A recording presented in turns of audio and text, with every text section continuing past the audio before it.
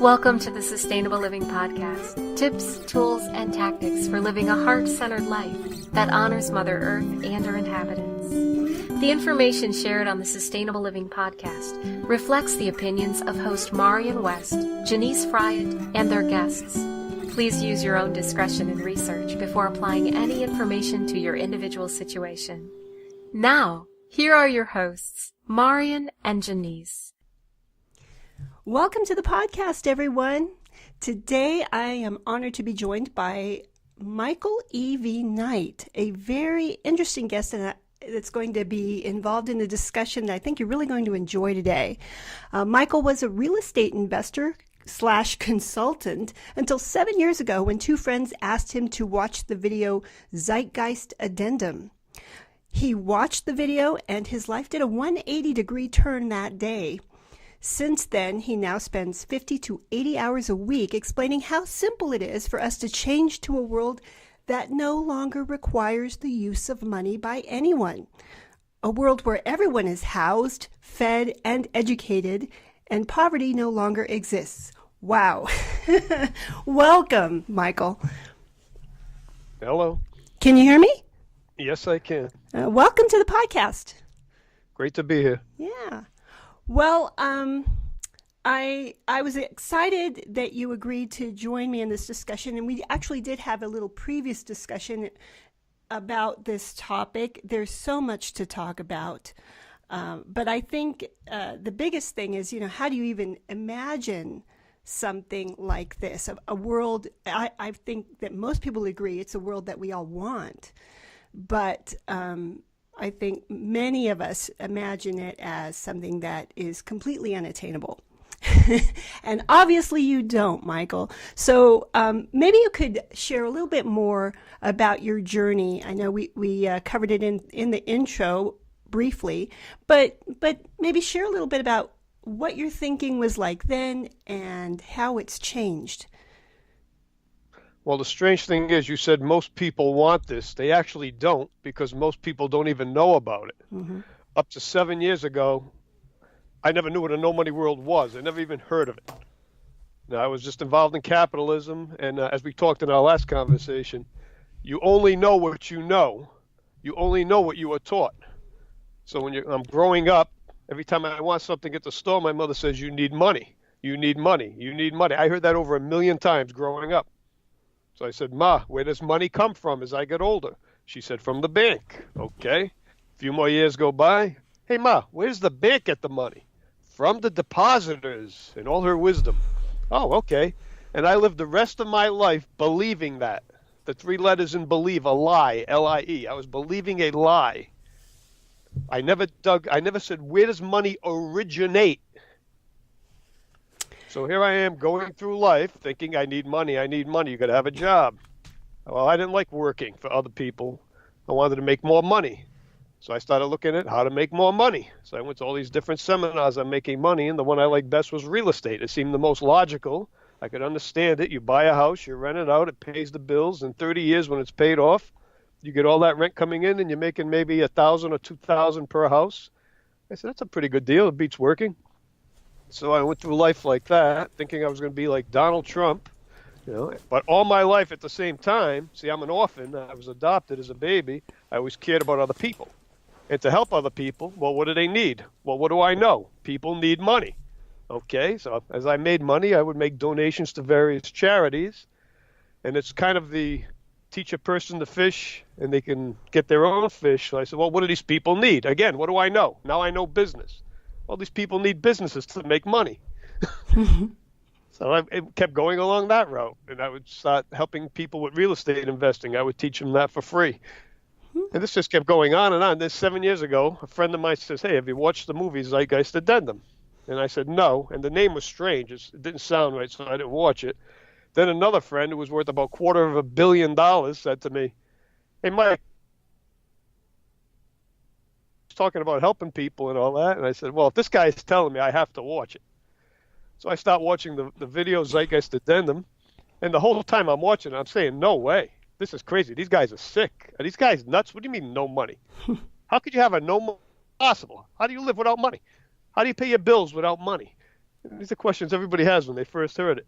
And only because my friend who's worth $250 million at the time said, you have to watch it, and I kept watching it. Otherwise, if it was just another friend and said, watch it, I would have cut it off in 10 minutes.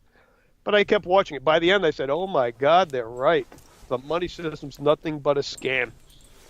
Now, I consider myself street smart, so to have that pulled over me, I was in shock. I said, I cannot believe this happened. My whole life has been a lie.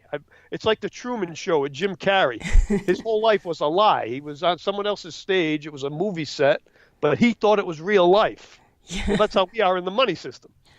Well, you're so I have come to believe that as well from watching things like I'm not sure if I saw Zeitgeist Addendum. I think I did. I saw the original Zeitgeist, and I've seen a few other very illuminating documentaries on YouTube that have really opened my eyes to lots of possibilities that I didn't know existed. But getting back to that the core idea in that Zeitgeist Addendum documentary, if you could kind of share that what was it that convinced you in that documentary or in any of the things that you've been exposed to that convinced you that we don't need to have a money-based system? Well, it was my life, the whole life leading up to that, everything I have learned. Like, the only thing that made me admit that what they were saying was true was my real estate investing. When they explained how money was actually created, and I sat there in shock saying, it's just created out of thin air. See, remember, my brain only knew money came from banks. Banks got it from depositors. It never had the question, the chicken or the egg. Yeah, but where did it originate? So when they're explaining it to me, I'm sitting there in shock. These guys just make money out of thin air. Is there a way that you can explain it simply to our audience that may not be aware of this? Well, let's say I'm the first bank and you're the first borrower. There is no money. Money does not exist. So you come in and you borrow $10,000 from me. I go in the back room. I get some ink. I go through the printer. Out comes $10,000. I loan it to you. I say, Janice, here's $10,000, but you agree to pay me back $11,000. So it only exists digitally, right? It only exists within. Well, now it does. Okay. Now it does. But if we go back in time to the first bank, if I'm the first bank and you're the first borrower, there is no money. It's not like apples grow on trees. Money is a man-made construct. So I go in the back room. I print out 10,000. I say at the end of the year you owe me 11, and you agree. Or I take your house or your car or whatever you buy at that time. So now a year goes by, and let's say you didn't spend that $10,000. You held on to that $10,000. Well, that's all that exists in the economy, in the world, is that $10,000. How do you pay me back $11,000 if all that exists is 10? So I come to you at the end of the year. Okay, Janice, you owe me $11,000. You give me 10. I say, okay, now I take your house. Yeah. Yeah. You know, it's like I've been doing this with people. I rip up pieces of paper. I get 10 of them. I go, okay, here's $10,000. I said, now, end of the year goes by. Okay, you owe me 11. This is at the very basic level. What keeps the system going is you're not the only person borrowing $10,000. The other person borrows 10. The other person borrows 10. The other person borrows 10. Now you all go out there and you compete with each other for that 40,000, but you owe me back a total of 44,000. So one of you, at least one of you, has to fail. There's no way one of you can pay me back. And if you all got your $10,000 back, you all failed because you all owe me $11,000. And that made me realize, oh my God, these guys are telling the truth. Because I used to borrow $100,000, and at the end of 30 years, with interest, I had to pay back $200,000 to $300,000, depending on what the interest rate was at the time. And I said, yeah, they're only giving me $100,000. They didn't give me back that other $100,000 to $200,000. Oh my God, they're telling the truth. I was shocked. Yeah, and what a paradigm shift that is when you start to realize that. Then the thinking goes, well, if this isn't real, and obviously it's not, it doesn't seem to be very good for us as a planet. You know, one of the things for me that came through, I read Charles Eisenstein's Sacred Economics, and one of the core ideas in that book that came through to me was that our economic system is basically eating up the planet and ruining the planet. I mean, it's built to do that. There's no other way that it can exist without ruining the planet. Exactly.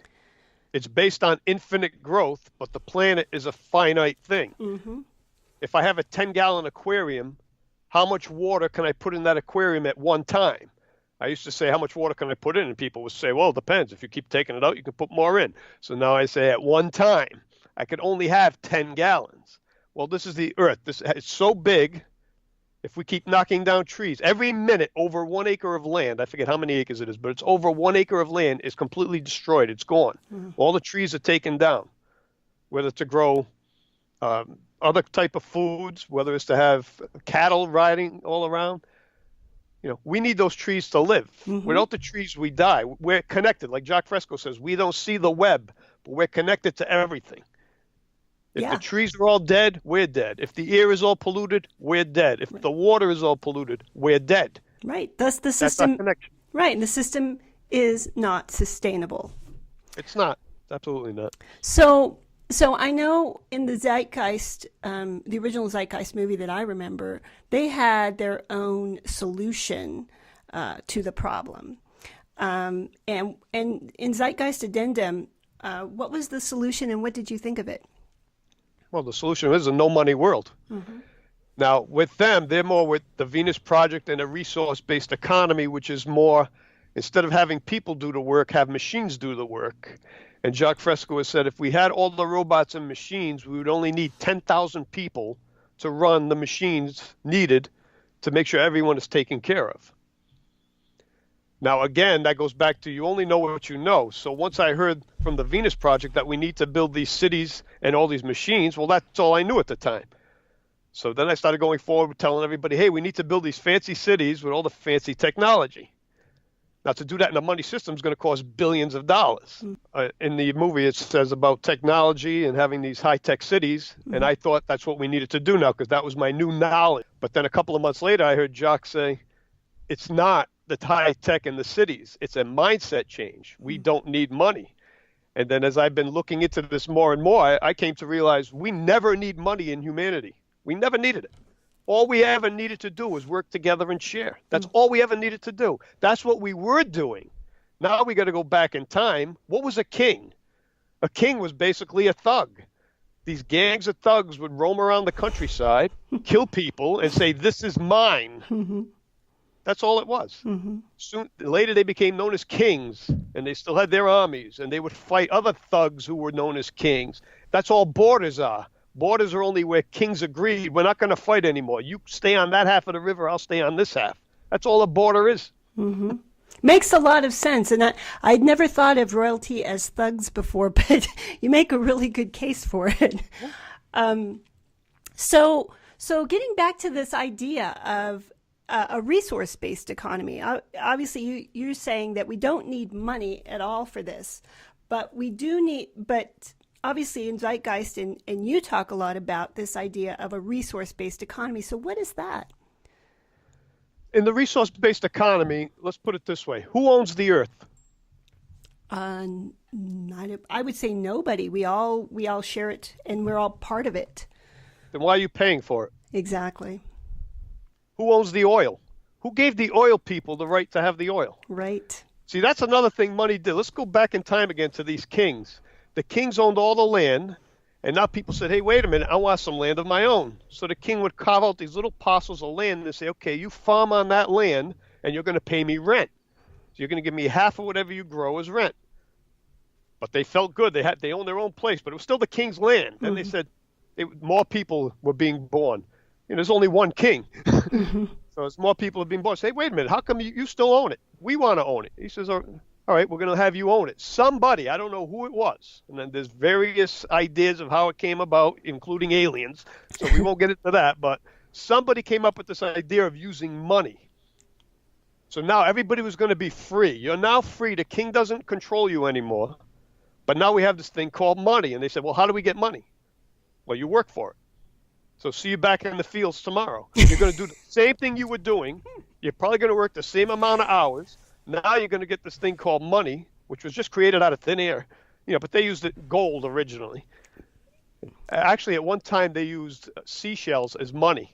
I mean, that's how hilarious money is. And I tell people, if you worked for me 40 hours and I gave you a handful of seashells, you would think I was crazy. Yeah, giving you money that doesn't, it's fake. What's the difference between the game Monopoly money and the money we use? It's just that we have agreed, not that we agreed, we were forced to accept this money to live. This is all done through force and fear. The king said, now you have to use money. Anybody who said, I don't want to use that money, they take him to the center of town, chop their head off. Then he would ask, is anyone else here does not want to use money? What was a king? A king was a thug who was the leader of the thugs and somehow became known as a king. Right. So obviously most people don't, stop believing that the king was a thug, especially when they've, there's this whole money system that's being created to so-called liberate us from our servitude. But in reality, it sounds more like that it just disguised our servitude. It did. Yeah, so we thought we were free when we were continuing to be serfs and slaves and such. Oh, I remember as a kid singing "In the Land of the Free," being so proud that we were in the free world. That was part of the shock 7 years ago. Yeah, but then when you look at just today, it's so frustrating to see so many people have all these hopes and dreams and things that they want to do in their lives, and generation after generation just puts it all off until their retirement because they have to work these 40-hour plus weeks just to get by. And, is that not slavery? I mean, I look at it over and over again, and to me, I see nothing but slavery there. It's and it's something that the human race is on the verge, I think, of transcending. And people like you, Michael, who are sharing this vision are really doing us all a service, because we have a difficult time envisioning anything else. So specifically, what are the benefits and drawbacks of a resource-based economy? Getting back to that, and obviously it's an economy that we all share, right? But what does it mean to be actually resource-based? We're sharing the resources of the world. The resources, I hate to use the word belong or ownership, because we don't own anything, and that's a whole nother discussion we can talk about. But we're sharing everything. We don't own it. Like, you live in your house, and you'll stay there as long as you want. If you want to move next week, you'll get on the computer like Airbnb. You'll look for a house in an area you want to live in. You'll find a vacant house. You'll reserve it. And you'll just pack up your few things and leave. You won't have to sell a house. You don't have to worry about making payments on 2 houses. You just go. And you stay at that other house. You can stay there a week, a month, a year. You might stay there your whole life. But nobody owns a house. And a lot of times people will say, if I don't own my house, does that mean anybody can just walk in? No, of course not. If you rent a house today, even though it's not your house, do I have a right to just walk in and say, well, you don't own it, so I can walk in too? No. I mean, the questions people ask you get crazy sometimes. Well, yeah, because we've been living in a crazy system for a long time, so it's hard not to think that way at all. And one of the things you bring up, this idea of sharing, which these resources that we all have on this planet, and I don't know if you're familiar with the kind of, I don't know if you'd call it a movement, but the idea of the commons. From my understanding, it's basically that we have all these things that don't belong to any individuals, and they're necessary for our survival and our development and our growth. And we need to look at it as something that belongs to all of us, not one individual. And so you can look at things like, I think one clear example that everybody can relate to a certain degree is, say, a park, right? A public park. It's supposed to belong to all of us. Anybody can go in there and use it. I mean, I think that's the closest thing, although I don't think that completely, shows you what the commons is, because, of course, I would say probably local governments would say they own it, and but the governments would say, oh, well, you're owning it through us, but yet they're the ones who get to make the rules and close. They put a time limit. No one allowed in park after 7 o'clock at night. exactly. I thought it was ours. Yeah, exactly. Well, that's a whole new concept to share with people, to get people to understand that it doesn't even have to be like that. Once we recognize that all these things belong to all of us. Well, don't belong. They don't belong to us. They're just there. That's like, do we own the trees? Right, No. right. Does the bird in the tree own the tree? No. Right. They just use the tree as we would. We really shouldn't even be cutting down trees. From what I've been learning about trees the last few months, they can communicate with their roots with other trees. Mm-hmm. They actually know which trees are their offspring, which seeds fell from them and are their offspring. Yeah. Are you familiar with Are you familiar with the idea? I'm not sure who came up with it. I think it was somebody in the permaculture world who said, perhaps the plants are really growing and harvesting us for their food later on. Yeah, I mean, it's all a matter of perspective. But yes, I agree with you. It's this whole concept of ownership we really need to rethink, because in the end, when you die, and it's all temporary anyway. And how much joy does ownership really bring to us all, and how much misery does it really bring to us all? So, well, in a sense, we don't even own our bodies. Yeah. I mean, what control do we have over our bodies? Maybe our weight. If we exercise and eat a little bit, we can control our weight. Yeah. Can't control our height. We could change color of our hair with dye. But, we basically can't control our bodies, how long we live. We could try that with diet and try and extend our life, try not smoking, try not drinking alcohol. But we really have no control. I don't control my body. I don't look anything like I did at 17. So I don't even own my body. I use my body. The I, if you want to get into the spiritual stuff now, the me, the soul, as some people call it, is using this body. That's it. To communicate. Yeah, but we learned from biology that we're made up of, I was shocked when I learned this. We're made up of trillions of individual cells and bacteria and other things. And here I am thinking I'm one solid being. I'm not. No, you're a collective. We're all a collective. I mean, exactly. we're all our own community. And but we're coming from a place now where we've this idea of separation and individualism. And we have lived this way for so long with these ideas just ingrained in us. It's a giant step to get to that place where you can think of things in this way. So how do we get there? I know you have come up with a really, I thought, was quite ingenious idea of how people could start making progress towards this moneyless economy. Could you share a little bit about that? Well, transitioning is easy. I mean, what does this system require? It requires constant growth. So how do you stop it? That's the weakness of the money system. It needs us using it more and more every day. So how do you change something? You do the exact opposite. When we're working together for free and sharing, we might still have to have jobs during this transition to pay our bills. But if you cut hair and I give massages, you can cut my hair and I give you a massage. We didn't use money. Now the money system is getting starved. And that's all that's happening. You starve it. Instead of buying all this crap. Like I had 3 cars. My girlfriend and I had 3 cars. We got rid of 2 of them. That's 2 less insurance policies being paid. That starves the beast. That's 2 less car taxes being paid. That's 2 less cars having repairs made on them. All this stuff starves the beast. And that's another thing. See, I'll jump around, so you have to excuse me. In a resource-based economy, just because we share things doesn't mean that 4 billion adults each get a car, because that would destroy our planet. What we do is we share vehicles. And now, as we see with these self-driving cars that are coming out, you'll be able to get on your phone if you need a ride somewhere. You'll call up a car, a self-driving car. It'll show up in front of your house in about 5 minutes. You'll get in. It'll drop you off where you need to go.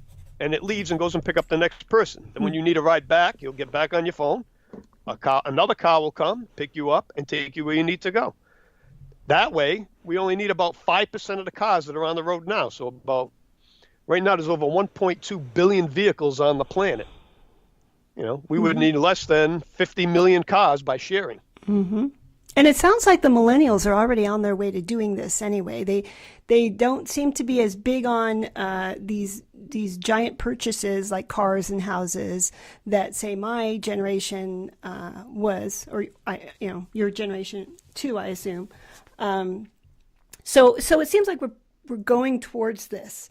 But I have to ask, what keeps popping up into my mind is, okay, so we've decided that the moneyless system, resource-based economy is the one we really think will work for us, and we want to go to that.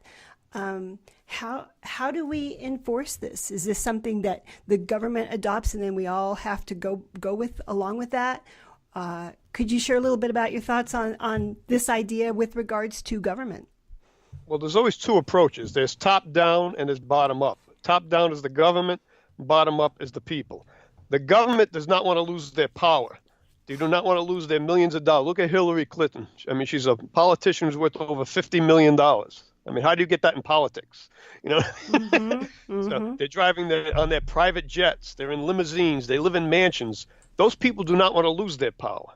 Jacques Fresco has been at this for 70 years. He's been talking with governments and rich people to try and get them to go along with this. They don't want it. Why would they want to be like the common people? They like their power. The mayor of my town likes it when I say, hey, mayor, hey, Mr. Mayor, hey, sir. He likes that power. That's the system. I don't blame anybody. We're all brought up in the system. We're all babies. We're all in a slave system. And, I would have been happy being president at one time.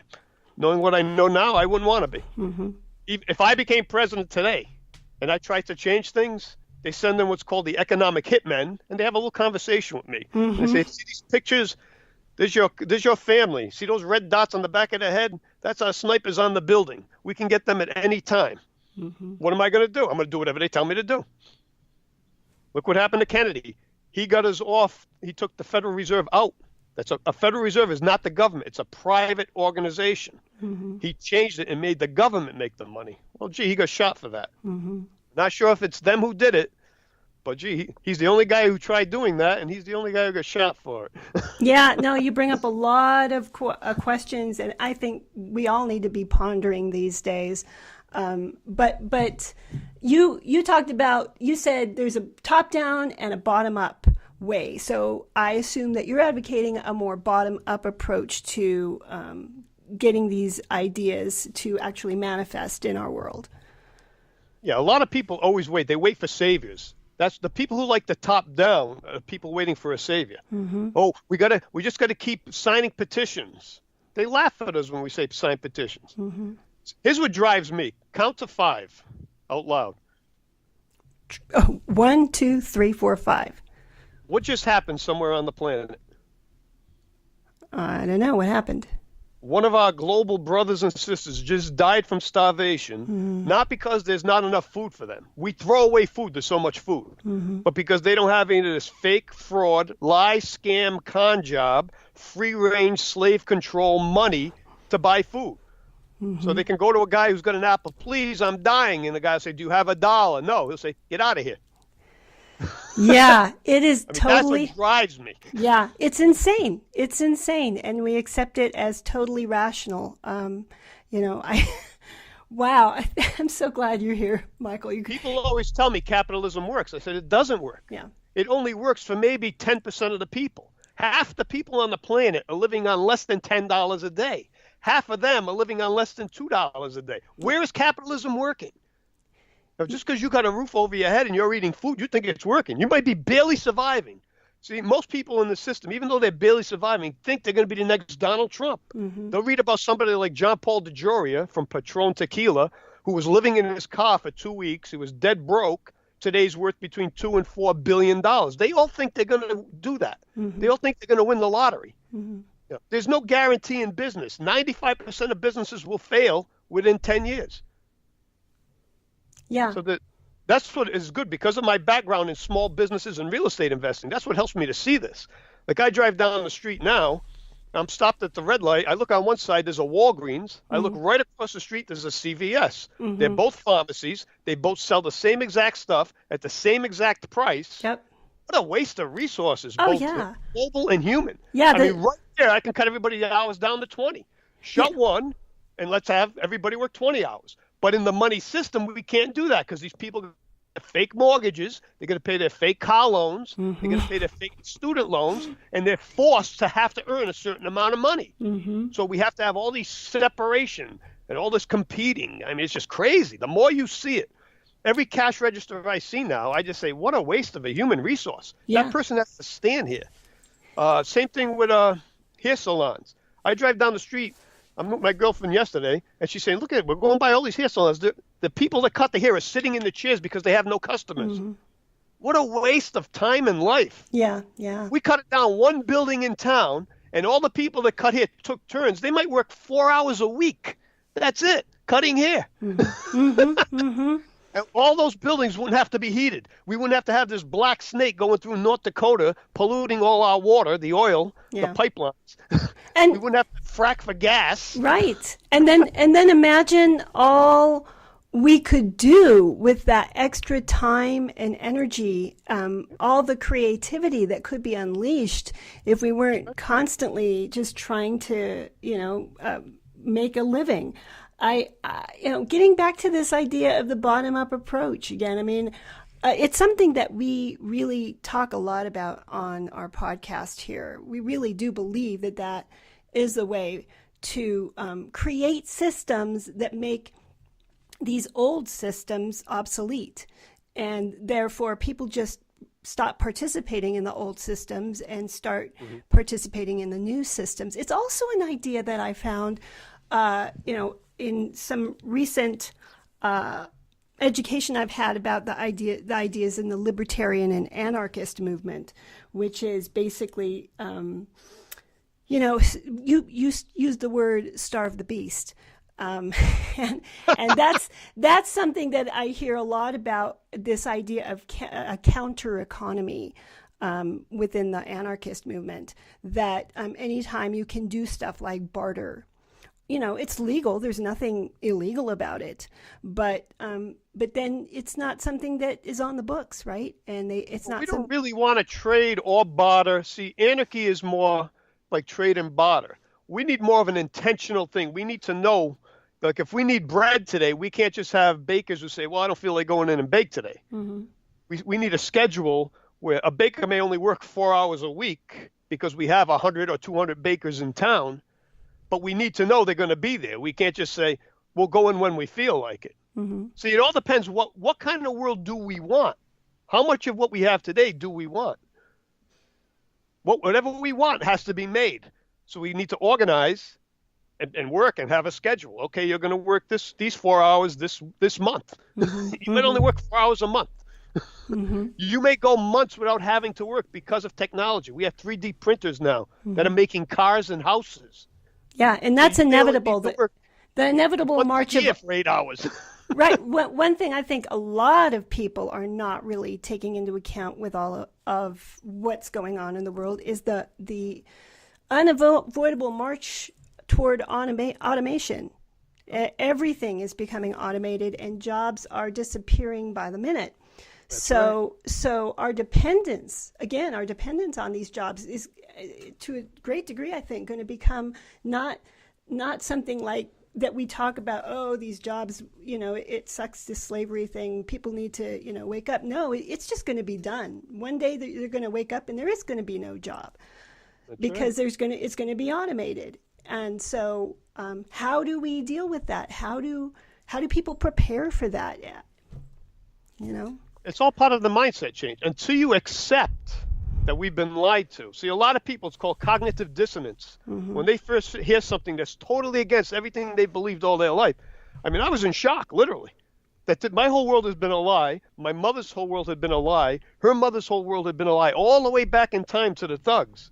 Ever since we've been slaves to thugs, our whole world has been a lie.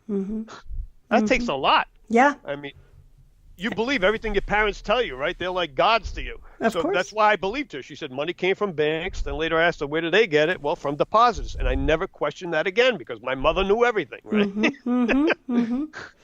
Yeah, but we're at the point now where a lot of people are questioning everything. And it's just in our faces. And there's some of us who have been questioning for a while and kind of, we're kind of already there. We're not in shock.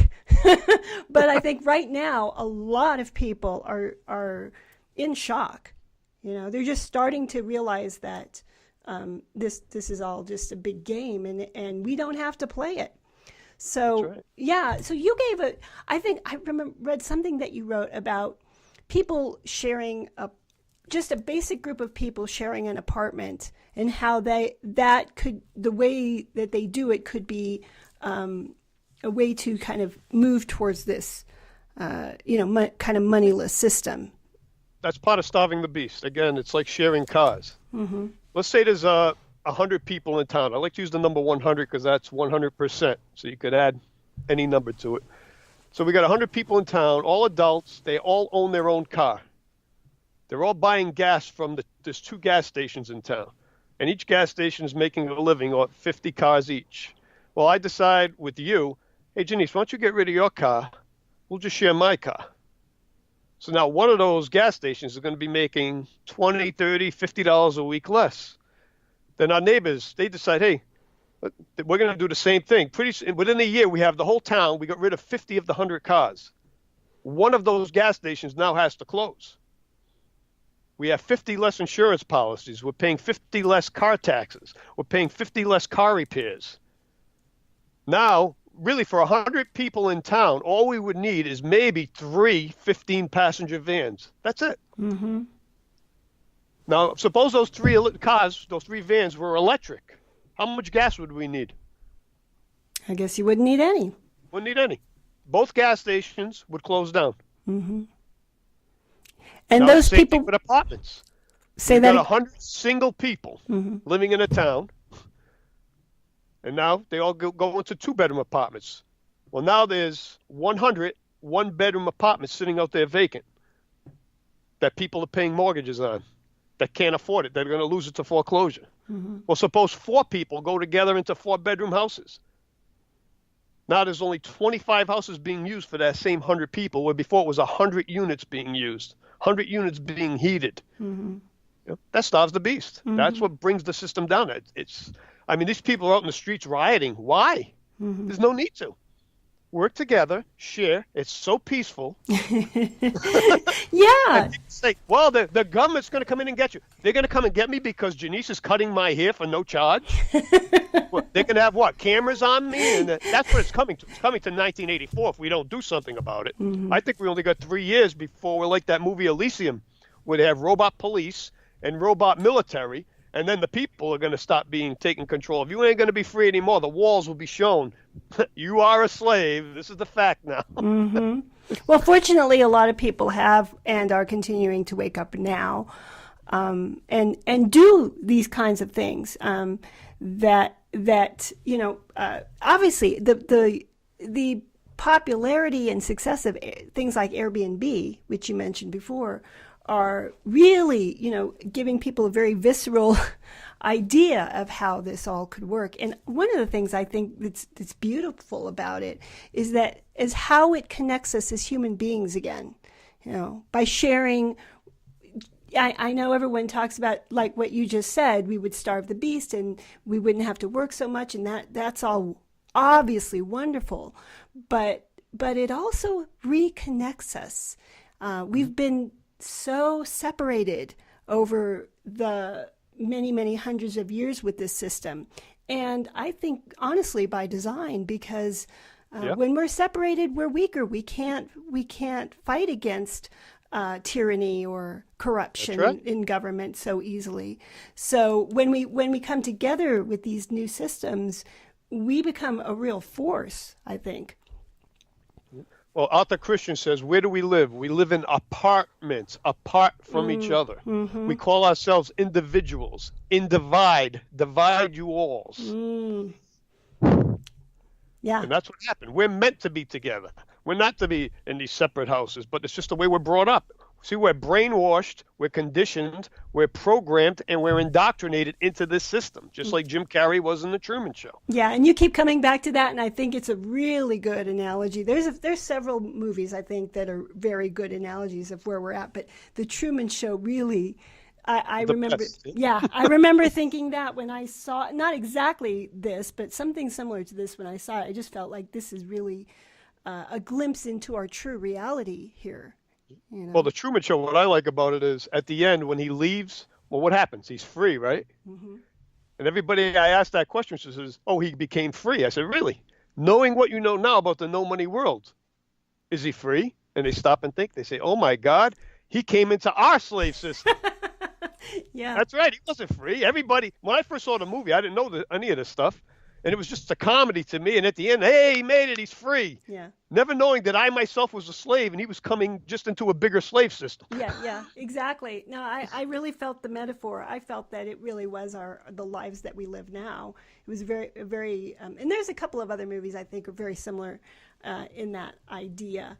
And I think they've also been very instrumental, even if just on a subconscious level, in waking us up, you know, as a species. I mean, gosh, the references that people always make to the Matrix, I think. I was just going to say that. Yeah, the Matrix is an amazing example of this.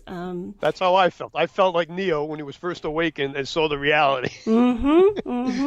Get yourself unplugged and then you go, Wow. I really don't want that juicy steak anymore. That's okay. I'd rather be free. And freedom is huge. I think sovereignty, personal sovereignty plays a big part in all of this. It's something the idea that we have our own personal right to choose how we want to live and what we want to do. We don't have to do something we hate just to make a living. If all of this stuff goes away, then, our worlds open up, Well, they took away our sovereignty. Exactly. See, they're calling slavery freedom, and we believe them. Yep. That's the problem. Yep. See, in sovereignty, I have no right to tell you to do anything. As long as you are not harming another individual, I cannot do anything to you. If you're harming people, then the whole town has a right to come and grab you and put you in jail. Yeah, and what you just... If you're not harming anybody and not harming the earth, Right, what you just described is the idea really behind anarchism. Yeah. Yeah, that's it. The idea is that, it's not against rules. We make, but we decide amongst ourselves what rules we want to follow. It's just... Anarchism only means no ruler. Exactly. Where monarchy means one ruler. Exactly. The king, the crown. Exactly. So, anarchism really is very much about personal sovereignty. I've been really fascinated over the last 3 years about these ideas because I think that humans are evolving, and I think that if you believe that humans are basically good, and that we are getting better, that the natural result, the natural conclusion would be anarchy. We don't need people to tell us what to do and where to go because we have evolved personally to a point where we're going to do the best thing for everybody. Yeah. So, I think we were always that way. Yeah. Again, if you go back in time, there wasn't as many people. There wasn't 7.2 billion people. There was only little families living together, and they shared. Everybody shared. Jacques Fresco talks about the time he spent on an island. There was no money. The men would make canoes. The men would fish and throw the fish on the shore, and people would just come grab the fish. There was no, give me $10, give me $5. Anybody who needed to use a canoe just went and grabbed a canoe and went. The women might make the clothes. They might raise the children. They might help pick the berries. They might grow the food. But nobody charged for anything. They just did it. See, and that's where the thugs came in later and forced the system on us. Yeah. But that's life. Life is sharing. See, they lied to us. They said money came about because you couldn't trade a chicken for a cow. Well, that's only true if you believe in this fake world, this lie we've been told of ownership. Really, who owns that chicken? Who owns that cow? Yeah. Because you used a piece of paper that was a lie, a scam, a con job put on humanity, you're trying to say, I bought that cow, so I own it. See, and that's how they control the world. Well, I bought the oil fields. Well, they could be printing up money like China's buying up all the oil fields in Canada. They could be printing up the money. We don't know that they're just printing it. And then it's not even a loan. They're just printing it and buying the oil fields. And people will tell you, because they're brought up thinking, well, there's rules. They can't just print more money unless they write it down. And they're all good people. I'm not making fun of them. Right. My father was like that. Oh no, if that it must be true. Yeah. These people are just printing up money and buying all the resources. Right. They probably have no mortgage, and even if they do, it's loans back to themselves. Yeah. Yeah, no, it's true, and it's basically it's thugs again. You're going back to thuggery again. So, I mean, no wonder we think that gangster rap is such a wonderful thing. Gangsterism is this is our society that we have had for hundreds and hundreds of years. The gangsters, the thugs, are the ones that. Not all of us, all the people that do well. Obviously, you would be a great example of that. There's wonderful people that did really well under this system, but at the very top, boy, oh boy, you've got some people that I think are borderline sociopaths and psychopaths. They're not. They don't even understand this idea of unity at all. And your average good person doesn't want to be a president. Mm-hmm. Like I've been offered everywhere I worked as a child, as a younger man. They all asked me to be the manager because I was the hardest worker. Mm-hmm. And I said, I don't want to tell anybody what to do. I want to do what I do, and that's it. Mm-hmm.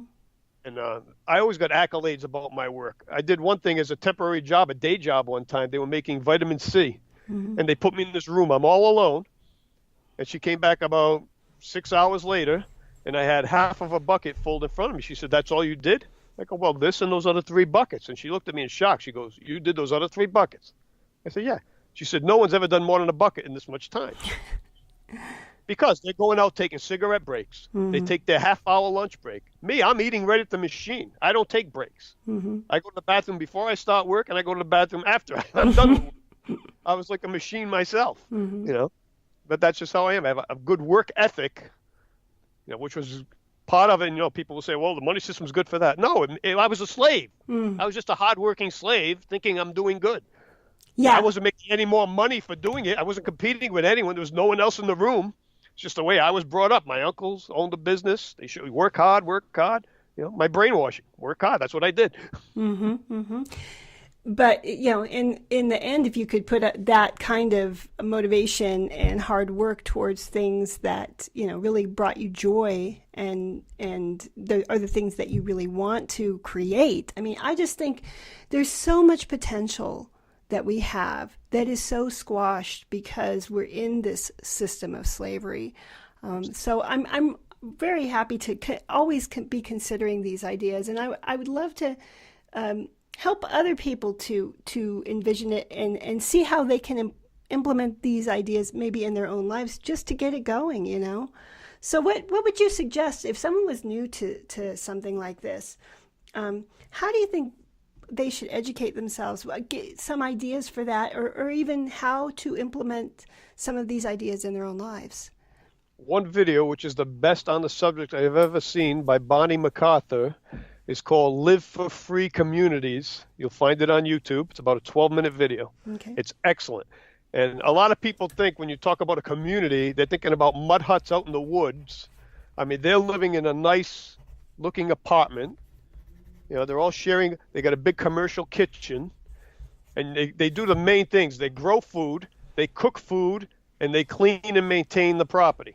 Those are their main things, and they sell the food that they don't need in order to make the money to pay their bills. See, this is what I call a hybrid money, no money sharing lifestyle to make the transition, because we're stuck in this money system. No matter where you are, you have to pay property taxes. Or else they come and they take it away from you. Mm-hmm. So there's that guy he calls himself the no money man. He's not really the no money man. What he is he's the man who uses other people's money, and he does a work for room and board. So he'll come to Janice's house, he'll cut the grass, and Janice will give him a room in the house, includes utilities. She'll feed him. She'll let him use her car or give him a ride wherever he needs to go. So yes, he doesn't technically use money, but money still has to be used in order for him to live that lifestyle. Mm-hmm. So that's why there is no money man. Unless you can go live in the woods or the jungle and live off whatever's there, there is no money man. Mm-hmm, mm-hmm. At this point, for sure. So we have to use money. We have to pay insurance. I mean, people say, no, you don't. You don't? Okay, let somebody fall on that 20 acres of land that you guys own, sue you, and then they own all the land you own. Mm-hmm. They own all the buildings there. Now what do you do? Mm-hmm. See, this system has got us so chained, it's unbelievable. Mm-hmm. Every way you look, it's very tough to get out of. The Yeah. only way to do it is to work together for free, over and above the time you work at normal jobs for now, because you still need that money coming in. And people pay rent. You'll have 10 people paying, let's say, $1,000 a month in rent and utilities. That's $10,000 a month. If those people simply got together, even if they got a mortgage, they could buy a piece of land with a big house on it, a big farm, and pay that same money and have a farm. And now they grow food. Now they don't have to buy food anymore. Mm-hmm. Well, if you're not buying food, what happens? You're starving the beast. Mm-hmm. If you're all sharing 2 cars instead of 10, you're starving the beast. Mm-hmm. Mm-hmm. So when enough people are doing this, it's going to collapse. See, we have to guide the collapse. A lot of people say, oh, we need the money system to collapse today. Really? So see, today's mindset is, if I don't get paid, I won't work, right? Mm-hmm. I'll ask everybody, hey, if I didn't give you any money, would you work? And they'll all say no. Mm-hmm. Mm-hmm. So what's going to happen? If money was to be gone tomorrow, I'll ask people, suppose there was aliens, they came down and used a ray gun, all the money on Earth disappeared, all the digital money, all the accounts are all gone. What would happen? Would we just die? No, we would just start bartering the way that we used to before money came along. I think we'd go above barter. I think we'd use something like contributionism, where we all just work together and share 3 hours a week doing what we enjoy. Well, and it sounds like you're bringing up ideas similar to the Michael Tellinger Ubuntu movement. Could you share a little bit about that?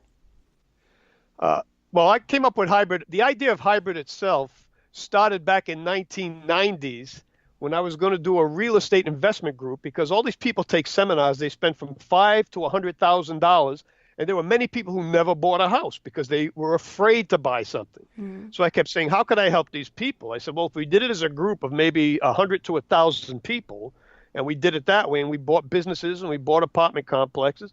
But the only reason I didn't go forward with that was because of the system, and anything involved with collecting money and dealing in investments, it was just so complicated. I just put it on the back burner. And then when Jacques Fresco said, it's not the cities and the technology, I said, oh my God, then I know how to make the transition. We simply use what I had, only instead of using money together, we don't use money between each other. We run the businesses instead of hiring employees. Everything was right there. I just made a 10% switch, and I had the hybrid money, no money sharing lifestyle. That was 7 years ago. Then about 3 years ago, somebody said, what you're doing sounds a lot like Ubuntu. I said, what's Ubuntu? And they said, this guy, Michael Tellinger, out of South Africa. So they sent me the video. I didn't watch it yet. Again, with the word Ubuntu, it sounded kind of strange. I said, I'll watch it later. I sent it to a friend of mine, and I called her a couple of days later. I say, what are you doing? She said, I'm watching that video you sent me. She said, this guy sounds just like you talking. She said, you got to listen to this guy. So I started listening to him. So, oh my God, we're saying the exact same thing. Only he wanted to do more of a top-down approach, where I'm more from the bottom-up approach. And I just met Michael Tellinger the beginning of October, the first day of October, up in Vermont. Wow, I bet that was an interesting conversation. Well, we didn't get to talk much because there was over 100 people there, and everybody wants to talk to him. So, but we got to meet, say hi. He now knows who I am in person. and his idea behind Ubuntu is just if you could give that in a nutshell. Everybody works 3 hours a week in a community project in something they enjoy, and if it's something that needs to be done that nobody enjoys, well, you're going to take turns doing it. So you might do it 3 hours a year, but you're going to do it. So everybody does it. No one is better than anyone else. Everyone's time is equal. It's kind of like a time bank. See, if you ask somebody who's more valuable, a doctor or a farmer, the first thing they'll tell you is the doctor. And you ask them why. Well, they went to school, they did all this. And I said, okay, the whole time they were in school, how did they live? What did they need? What was the number one thing they needed while they were in school? They needed food. So who's really more valuable? I use the farmer 3 to 5 times a day. I haven't been to a doctor in 20 years. Right. So who's really more valuable to us? The farmer. Why is the farmer making less than minimum wage? Not the big farmers conglomerates, but the average little farmer who's barely getting by, and we've lost so many farms over the years because they can't make enough money. Right. Yet they're the most valuable to society. Yep. But yeah, as you said, the big conglomerates are really the only ones or have been up to now, the ones making the money off of all of this. Well, because the government actually gives them money. Mm-hmm. The government gives these big farms millions of dollars every year. Gives them tax breaks. Yeah. The little guy can't compete. If he's only got a couple acres of land, I mean, look at corn. You only get about 2 corns per stalk. Mm-hmm. Mm-hmm. You sell a dozen for how much? A few dollars? There's not much money in growing corn. Yeah, and in the meantime, most of the ways that they're using to grow this food is basically ruining the earth. So right. Poisoning us. Right. Killing us. Right. Boy, you've given us so much to think about here, Michael. Wow. So you shared the video, and we'll put the video up, Live for Free Communities, when I post the podcast. But you also have a Facebook group, correct? Yes, it's called Build a Hybrid RBE Community Now. Mm-hmm. It really should be called, but Facebook won't let us change it, How to Use a Hybrid Money, No Money Sharing Lifestyle to Transition to a No Money Currency World. Like a lot of times when you tell people a no money world, they're thinking digital money. No, it has nothing to do with money or currency. And that's another thing. We start talking about money, they say, oh, it's not money. What we need is gold-backed money. I say, do you realize even gold-backed, that money is fiat? And they can't believe me. I say, all right, let's say we have $1 billion worth of gold. How much money can we print based on $1 billion worth of gold? We can only print $1 billion, right? We're backing it by the gold. Well, the gold value is $1 billion. So we can only print $1 billion. Well, next week, this economy, which is always growing, needs another $1 billion. Where's that come from? Well, they're going to mine the gold. Okay, we only mined another $100 million. So now we have 1.1 billion, but we need a total of 2 billion in the economy. That 1.1 billion of gold now has to magically become worth 2 billion, and they print out the rest of the money. Mm-hmm. Mm-hmm. So it's still basically fiat. Yep. They can make that $1 billion gold originally be worth $1 trillion at some point because they need that money in the economy to keep it going. Yeah, there you go. Wow. Well, okay, so if people want to connect with you, they could go to the Build a Hybrid RBE Facebook Community Now. Okay, Build a Hybrid RBE Community Now Facebook group. Mm-hmm. And is there any way that they could contact you personally if they're like kind of stimulated by your ideas and maybe want to? Just message me. I post there almost every day, so they can just click on my Facebook link, come over to me. Ask me a question. This is all I do all day. I go 50 to 80 hours answering questions, responding to posts, talking with people like yourself. This is what I do. Wonderful. Well, I, for one, am very grateful that you are doing that, because the more images, the more ideas that we can get out there for people to envision the better world that we all want, the faster it's going to happen. So, and just remember, it's very simple. Just work together. Mm-hmm. Share, and spend as little money as possible. That's all it takes. If we had 100 million people doing that, change would happen this year. Yes, I completely agree. Thank you so much for coming on the podcast, Michael. I really appreciate it. And I hope that you'll come back at some time in the future, because this has been a fascinating discussion, and I think a lot of people are going to agree. Oh, yeah, we only touched on what's going on around the world. Yeah. Well, like I said, keep in touch. We definitely want to have you back. And thank you, everybody, for joining the podcast today. And we'll see you all next week. Thanks for joining us on the Sustainable Living Podcast. For more sustainable living tips, join our Facebook group, Sustainable Living Tips, Tools, and Tactics, and follow us on Twitter